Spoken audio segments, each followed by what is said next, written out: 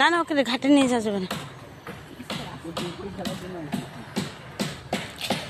Hello বন্ধুরা, জানোই তো সবাই আমাদের যে হচ্ছিল ছট পূজা, তো ছট পূজার জন্য আমরা ঘাটে চলে এসেছি। এখন স্নান টান হবে, দেখতেই পাচ্ছ আমার ছেলে, আমার দিদি আর আমার ভাগনা সবাই মিলে যাচ্ছে নদীতে।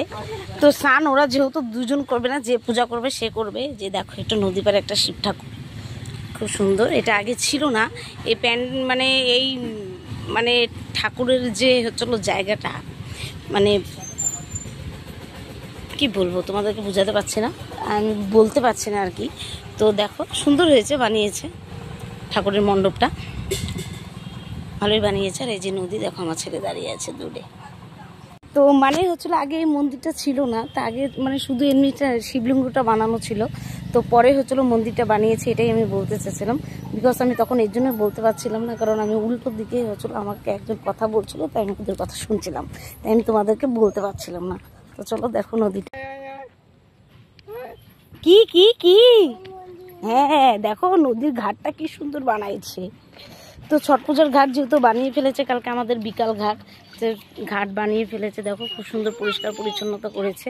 আজকে যেহেতু আমাদের খান্না, তো খান্নার জন্য হচ্ছিল সবাই মানে আজকে নদীতে স্নান টান করে তারপরে বিকালে হচ্ছিল বাড়িতে পূজা দিবে।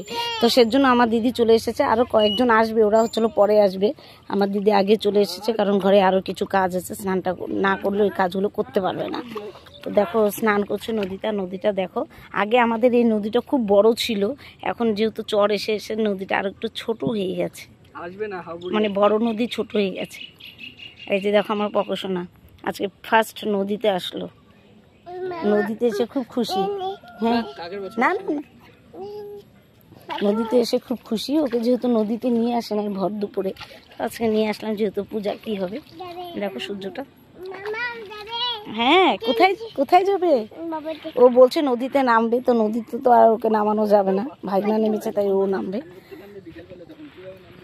তুমি কোথায় আসছো? না না না না, তুমি কোথায় আসছো? কোথায় আসছো?